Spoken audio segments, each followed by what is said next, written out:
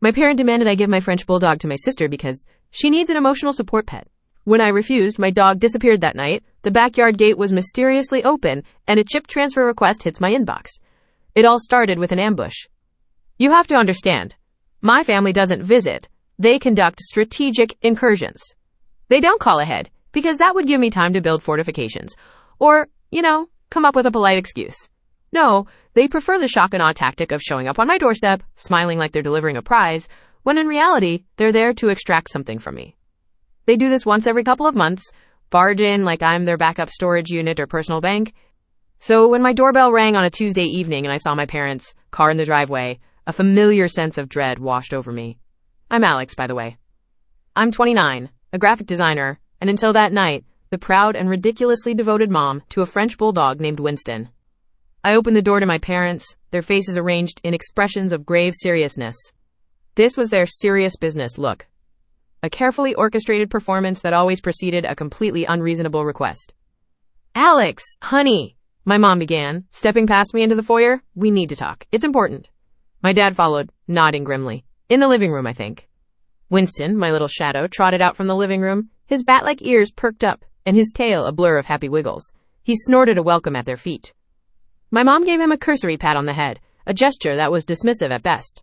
The first red flag. She usually doted on him, calling him her grandpup. What's going on? I asked, closing the door and following them. My heart was already starting to beat a little faster. With them, it was always a guessing game. Did they need to borrow money for a new water heater? Did Caitlin crash her car again? They sat on my sofa, perfectly centered, like a panel of judges. I remained standing, a defensive posture I adopted unconsciously. It's about Caitlin, my dad said, getting straight to the point. He always played the role of the solemn patriarch in these situations. My mom picked up the narrative thread seamlessly. She's going through a very difficult time, Alex. The breakup with Chad has hit her harder than we thought. And things at her job, well, they're not great. I resisted the urge to roll my eyes. Caitlin, my 26-year-old sister, was always going through a difficult time. She navigated life like it was a constant, unfolding tragedy, in which she was the perpetually wronged heroine. Her breakup with Chad, a notorious party boy who had cheater practically tattooed on his forehead, was as predictable as the sunrise. Her troubles at work stemmed from the fact that she showed up late to her new marketing job, enough times that her boss had started a paper trail. She spent half her day on social media and treated her colleagues with the dismissive air of a queen bee who found herself slumming it with commoners. My parents, of course, saw none of this. They only saw their precious, fragile youngest daughter, who needed to be shielded from the world's harsh realities. Her therapist? My mom continued, her voice dropping to a conspiratorial whisper, suggested that an emotional support animal would be incredibly beneficial for her mental state right now. I froze. I knew, with a sudden, gut-wrenching certainty, where this was headed. My eyes darted to Winston, who was now contentedly chewing on his favorite squeaky toy at my feet. A cold knot formed in my stomach. So, my dad said, leaning forward, his hands clasped between his knees, we think you should give Winston to Caitlin. The words hung in the air, so absurd, so colossally audacious, that for a moment I thought I had misheard them. I must have imagined it. They couldn't possibly be serious. I'm sorry, what? I finally managed, my voice barely a croak. Winston, my mom repeated, as if I were a child who hadn't understood a simple instruction. You should give him to your sister. She needs him right now. You're strong, Alex. You've always been the resilient one. You can always get another dog later. They said it gently. They said it like they were offering me a deal. Give up your family member and we'll give you store credit. You can get another dog. As though Winston was a pair of shoes that would eventually wear out anyway. No, I said. The word was quiet, but it was forged in steel. Absolutely not. My mother's face tightened. Alexandra, don't be cruel. Your sister is in crisis. Cruel is stealing someone's dog, I said. Winston is not a therapy tool. He's my dog. He's my responsibility. He's my family. Family is supposed to help each other, my dad countered, his voice taking on a disappointed, lecturing tone. Your sister is in pain. Are you really telling me you care more about a dog than your own sister's mental health? The gaslighting was so textbook it was almost laughable. My sister's mental health is not Winston's responsibility. If she needs an emotional support animal, she can go through the proper channels and adopt one herself. One that she can bond with and take care of. You can't just take mine. It's just a dog, Alex, my mom said, waving a dismissive hand. You're being hysterical. Why are you making such a big deal out of this? Because he is a big deal to me, I was shouting now, my hands clenched into fists at my sides. Winston, sensing the tension, stopped playing and came to sit by my leg, looking up at me with concerned eyes. He is my family. The answer is no. It will always be no. This conversation is over. The atmosphere in the room turned glacial. My parents exchanged a look. A silent, frustrated communication that I had seen 1,000 times before. It was the "Alex is being difficult again" look. "You'll regret this," my dad said, his voice low and menacing. "When your sister spirals, you'll know you could have done something to help, and you chose not to." "Get out," I said, my voice shaking with a rage so pure it felt white hot. "Get out of my house, now." They stood up, indignant. My mother shot me a look of pure venom. "I don't know what's happened to you, Alex. You've become so cold, so cruel. So cruel." They left, slamming the door behind them. The silence they left behind was deafening. I sank to the floor, pulling Winston into my lap and burying my face in his soft fur. He licked away the angry tears that were streaming down my cheeks. I felt violated, furious, and deeply, deeply unsettled. I knew my family. I knew they didn't take no for an answer. But I never could have imagined how far they would be willing to go. To understand the depth of their insanity, you need to understand who Winston is to me. I didn't just buy him on a whim. I got him 3 years ago, during the darkest period of my life. The pandemic had hit. I was unemployed, numb, collecting rejection emails like they were postcards from a place I'd never visit. I spent my days in a gray, depressive fog, trapped in my silent apartment, feeling my world shrink with each passing day. Some days, the only thing that got me out of bed was the need to let out a breath I felt like I'd been holding for hours. A friend sent me a link to a rescue organization. "You've always wanted one," she texted. "You could be somebody's home." A little Frenchie with one ear that flopped over and sad, soulful eyes. His name was Winston, and his bio said he'd been surrendered by a family that didn't have time for him anymore. I filled out the application on the spot. From the moment I brought him home with a microchip registered to me, Alexandra Miller, he became my reason. His need for walks forced me out into the sunshine. His ridiculous snores filled the suffocating silence of my apartment. His clumsy attempts to cuddle on the sofa when I was crying, pushing his warm, solid little body against mine, were a better form of therapy than any I'd ever paid for. He didn't just give me companionship. He gave me a routine, a purpose. He saved me. He wasn't just a pet. He was the furry, snorting, farting little co-founder of my new life. I had poured thousands of dollars into his health and training. He was microchipped in my name, his vet records at the clinic down the street were a mile long, and he was, in every sense of the word, my family. That night, I was extra careful. I made sure all the doors and windows were locked. Before bed, I let Winston out into the backyard for his final potty break. It was a fenced yard, safe and secure. I stood at the back door and watched him do his business, then called him back inside. I distinctly remember pulling the heavy wooden gates shut, sliding the metal latch firmly into place, and giving it a tug to make sure it was secure. I did it every single night. It was muscle memory. I slept fitfully, the ugly conversation replaying in my mind. When my alarm went off the next morning, the first thing I noticed was the silence. Usually, Winston would already be stirring, his little snorts and sneezes serving as my pre-alarm. "Winston?" I called out, sitting up. "Winnie, breakfast!" Nothing. A tiny sliver of unease pierced through my grogginess. I got out of bed and walked through the house. I checked his bed in the living room. Empty. I checked his favorite spot under the coffee table. Empty. "Winston!" I called again, my voice starting to tremble. My heart began to hammer against my ribs. I ran to the back door. It was closed, just as I'd left it. But when I looked through the glass pane, a primal scream lodged itself in my throat. The backyard gate was wide open, swinging gently in the morning breeze. Panic, cold and absolute, seized me. I threw the door open and ran outside, screaming his name. The yard was empty. The street was empty. He was gone. The next few hours were a blur of pure, unadulterated terror. I was a mess, sobbing uncontrollably as I sprinted up and down my street in my pajamas, calling his name until my voice was raw. I knocked on every neighbor's door, my tear-streaked face and desperate pleas met with sympathetic but unhelpful shakes of the head. One of my neighbors had a security camera. We spent an hour rewinding the footage, my hands shaking so badly I could barely use the mouse. But my gate was in a blind spot, a shadowy corner obscured by a large oak tree. We saw nothing. No cars, no people, nothing. My mind was racing. Did he somehow unlatch the gate himself? Impossible. It was a heavy latch that required lifting and sliding. Did I forget to lock it? No, I was sure I had. The memory was crystal clear. In my state of panic, my first instinct was to call the people who were supposed to be my support system. I called my parents first. "Mom!" I cried into the phone, the words tumbling out in a frantic rush. "Winston's gone! The back gate was open this morning and he's gone!" There was a pause. Then, my mother's voice, dripping with a sickeningly calm, condescending tone.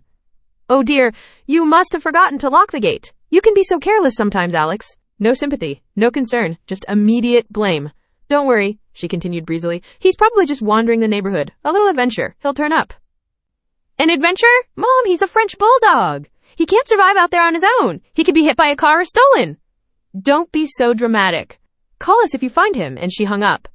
I stared at my phone, stunned. The coldness in her voice was chilling. Shaking, I dialed Caitlin. Oh my God, Alex, that's awful, she said, but her voice was flat, distracted. There was a fake, performative quality to her sympathy. I'm so sorry to hear that. I really hope you find him. Let me know if anything changes. It sounded like she was reading from a script. Their reactions were so bizarre, so completely devoid of genuine emotion, that a dark, terrible suspicion began to fester in the pit of my stomach. But I pushed it down. It was too monstrous to contemplate. They couldn't have. They wouldn't. I spent the rest of the day in a frantic haze. I filed a police report. I called every vet and animal shelter within a 50-mile radius, my voice cracking, as I described Winston's floppy ear and the little white patch on his chest. I designed a lost dog flyer, my hands trembling as I chose the cutest picture of him, his head cocked to one side. I posted it on every local Facebook group and neighborhood app, begging people to keep an eye out for him. By evening, I was physically and emotionally shattered. I hadn't eaten. I hadn't stopped moving. My house felt cavernously empty and silent. Every creak of the floorboards sounded like his paws trotting toward me. I sat on the floor in my living room, staring at his empty dog bed, and I just broke down, sobbing with a grief so profound it felt like a part of my soul had been carved out. Exhausted, I decided to check my email one last time to see if I'd received any replies to my online posts. I scrolled through spam and work notifications, my eyes blurry with tears. And then I saw it. An email from the microchip registration company. My heart leaped. Had someone found him? Had a shelter scanned his chip? My fingers trembled as I clicked it open. The subject line read, Action required, microchip ownership transfer request. I blinked, confused. I read the first line of the email, and the world tilted on its axis. Dear Alexandra Miller, we have received a request to transfer the ownership of the microchip number registered to Winston from your name to the following individual, Caitlin Miller. I read it again and again. The letters swam before my eyes, but the names remained the same. My name, her name, Winston's name. The request included Caitlin's email address. It included my parents' home address as the new primary location for the pet. And in the notes section of the transfer form, a single, sickening phrase was written, Gift for my sister. Time stopped. The air in my lungs turned to ice. It wasn't an accident. He hadn't run away. They hadn't just left the gate open. This was a planned, premeditated theft. They had walked into my house, looked me in the eye, and demanded my dog. And when I said no, they waited until I was asleep, and they stole him. They stole my baby from his own backyard. And then, with an audacity that was truly breathtaking, they had tried to make it legal. They had tried to erase me as his owner, to digitally transfer my family member to them as if he were a used car. They had assumed I would be too scared, too broken, too intimidated by the family bond to fight back. They thought I would just cry and eventually give up. They had fundamentally misunderstood how much Winston meant to me. They had just made the biggest mistake of their lives. The grief that had been crushing me for hours evaporated, replaced by a surge of adrenaline so powerful it made my vision sharpen. A cold, crystalline rage settled over me. There were no more tears. There was only a mission. My first call was to the microchip company. I explained the situation to the customer service representative, my voice dangerously calm. I told her the transfer request was fraudulent, that my dog had been stolen by the person making the request, and that I had a police report to prove it. The representative was horrified. She immediately froze the account, flagged the transfer request as fraudulent, and assured me she would add a detailed note to the file documenting the situation. One more thing, I said, a grim idea forming in my mind. Does this chip have GPS tracking? I'm sorry, ma'am, she said gently. This model is for identification scanning only, not active tracking. I knew that, but they didn't need to know that. Thank you, I said. You've been a great help. Next, I took a screenshot of the email. I saved it to my phone, to the cloud, and emailed a copy to myself. This was my weapon. This was my proof.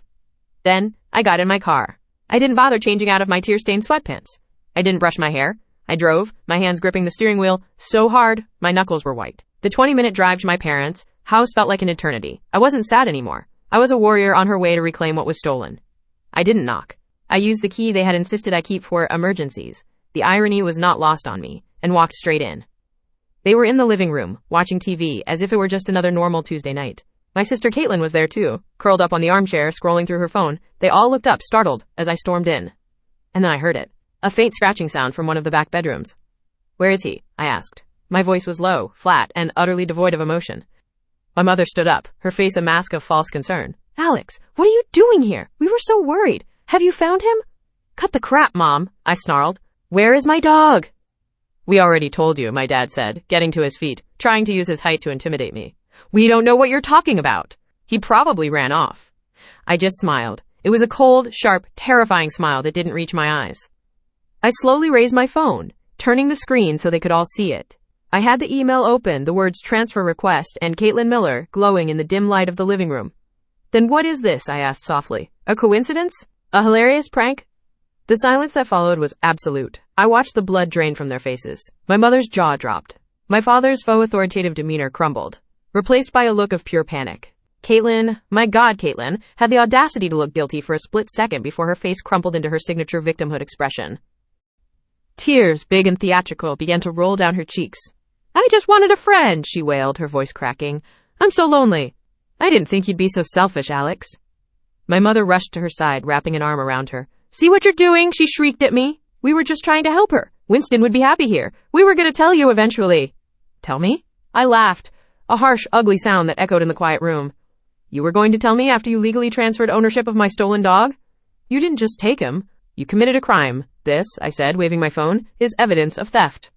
I took a step forward, my eyes locked on my father. Listen to me very, very carefully. You have 1 hour, 60 minutes, to bring Winston back to my house unharmed. If he is not on my doorstep in 1 hour, this screenshot, along with the police report I filed this morning, goes directly to Detective Miller. We'll make it a formal charge of theft of property. This isn't a family squabble anymore. This is a criminal act. I leaned in closer, my voice dropping to a deadly whisper. And don't even think about doing anything stupid. That microchip has a GPS tracker. The company is monitoring its location as we speak. It was a total bluff, but in their panicked state, they bought it. The color completely vanished from my father's face. He knew I had them. He knew I wasn't bluffing about the police. He stared at me for a long moment, then deflated, all the fight going out of him. He let out a heavy sigh of defeat and turned, walking toward the back hallway without another word. A moment later, he emerged from the guest bedroom. And with him was Winston. My little boy looked confused and scared, but the second he saw me, his entire body erupted in a frenzy of wiggles. He let out a series of joyful yelps and strained against the leash my father was holding. My father unclipped it, and Winston shot across the room and leaped into my arms. I fell to my knees, hugging him so tightly he grunted, burying my face in his neck and inhaling his familiar scent. The relief was so overwhelming it almost buckled me. I stood up, holding Winston securely in my arms. I didn't look at my mother or my crying sister. I just looked at my father. I said nothing. I didn't need to. I turned and walked out the front door, not looking back. As I placed Winston in my car and buckled him into his seat, I knew, with absolute clarity, that the family I had grown up with was gone. They hadn't just stolen my dog. They had stolen any last shred of respect or love I had for them. They had shown me who they truly were. A week later, Winston is safe and sound, and he hasn't left my side for more than 5 seconds since he's been back. I think he has separation anxiety, or maybe I do. We're working through it together. My house is now a fortress. I spent a small fortune on a state-of-the-art security system with cameras covering every conceivable angle of my property. I also had a locksmith come and change every single lock. The key I used to let myself into my parents' house has been ceremoniously thrown into the city's garbage dump. My phone has been blowing up, a relentless barrage of calls and texts from my parents, my aunts, my uncles, my cousins. The family group chat has become a cesspool of accusations. I'm tearing the family apart. I'm dramatic and unforgiving. I've overreacted. Caitlin, of course, has been painting herself as the tragic victim on all her social media. Vague, sad posts about betrayal and not being understood, and how some people don't understand what real pain is. One of my cousins sent me a screenshot of Caitlin's latest post, a picture of her looking wistfully out a window. A few days later, the truth came out via my one sane aunt. We all have one, right? Apparently, the whole emotional support animal angle was a lie. The real reason Caitlin wanted a dog, specifically my dog, was because her ex-boyfriend Chad was a huge dog lover. After he dumped her, she got it into her head that if she showed up with an adorable Frenchie, he would realize what he was missing and take her back. She had stolen my dog as a pawn in her pathetic attempt to win back a man who was already posting pictures with his new girlfriend. The sheer, calculated selfishness of it all still takes my breath away. I didn't reply to any of them. Instead, I put together a little care package for Caitlin. Inside, I put a very soft, very plush stuffed animal bulldog that looked a bit like Winston. I also included a gift card for an online therapy service. I mailed it to my parents' house with a simple note, "This one doesn't need a microchip. Get the help you need." I then blocked every single one of their numbers. Parents, sister, flying monkey relatives, all of them. Gone. I also had a lawyer draft a simple cease and desist letter, which I sent to my parents' address. It formally stated that they were not to contact me, come to my property, or make any attempt to interfere with my life or my property, including my animals, ever again. A few months later, the silence has been blissful. Living without the constant dread of a family ambush or a new manufactured drama has been like taking a breath of fresh air after being trapped in a stuffy room for 29 years. My cool aunt keeps me loosely informed. Caitlin, unsurprisingly, did not get back together with Chad. Apparently, my care package sent my mother into a rage, but my father, perhaps having seen the steely look in my eyes that night, actually made Caitlin book a session with the therapist. The real therapist this time. From what I hear, they are slowly, painfully, being forced to confront the consequences of enabling her for her entire life. I don't hold out much hope for a miraculous transformation, but that's no longer my problem. I know some people will say, but that's your family. And to that I say this. Family isn't supposed to make you feel unsafe in your own home. Family isn't supposed to view your boundaries as a personal insult. And family sure as hell doesn't steal your dog and lie to your face about it. I lost the family I was born into that night. But in doing so, I protected the family I chose.